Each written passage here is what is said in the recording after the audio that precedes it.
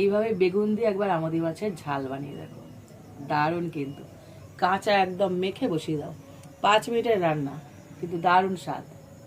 শীত পড়ে গেছে, আমুদি মাছের একটা দারুণ রেসিপি নিয়ে এসেছি তোমাদের কাছে, একদম সহজ, 5 মিনিটের রান্না। তো চলো শুরু করি। যে পাত্রে বসাবো সেই পাত্রের মধ্যে মানে কড়াইয়ের মধ্যে নিয়েছি আমুদি মাছগুলোকে, একদম না ভেজে করবো। আর রসুন আমি এখানে ভালো করে থেতো করে নেব, দিয়ে দিচ্ছি ওপর থেকে পেঁয়াজ কুচি, থেতো করা রসুন, চেরা কাঁচা লঙ্কা, স্বাদ অনুযায়ী লবণ, লঙ্কার গুঁড়ো, কালারের জন্য কাশ্মীরি লঙ্কার গুঁড়ো, অল্প জিরের গুঁড়ো, হলুদের গুঁড়ো, দিয়ে দেবো সর্ষের তেল, আর ওপর থেকে দিয়ে দেবো কেটে রাখা বেগুন, লম্বা লম্বা করে কাটা বেগুন। এবার সব হাত দিয়ে একসাথে মেখে নেব।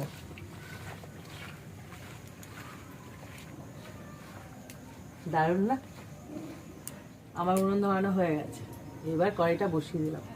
এখানে সব মাখিয়েছি, এখনো জল দেওয়া হয়নি। হেভি কালার হয়েছে এখনই। এবার দিয়ে দেবো জল, সামান্য জল, মানে এমন ভাবে জল দিতে হবে যেন মানে মাখা মাখা হয় আর কি, গা মাখা মাখা। এবার খুন্তি দিয়ে একটু নেড়ে দেবো। মাছ বেগুন সব সেদ্ধ হবে, কিন্তু একটা হালকা মানে গ্রেভি ভাব থাকবে।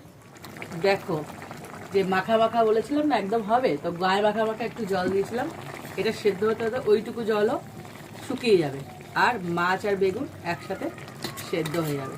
তো মাছটা এমনি নরম মাছ, খুব তাড়াতাড়ি সেদ্ধ হয়ে যায়, ওই বেগুনটা একটু সেদ্ধ হতে সময় লাগবে, ব্যাস। দেখো তৈরি হয়ে গেল আমুদি মাছ বেগুন দিয়ে একটা দারুণ রসা বলতে পারো, বা কষা, যা ইচ্ছা বলতে পারো, কিন্তু দারুণ একটা রেসিপি। রসা কষা ভাই ভাই।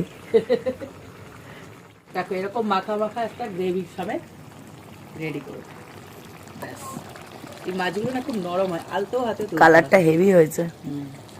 খেতেও খুব সুন্দর লাগে।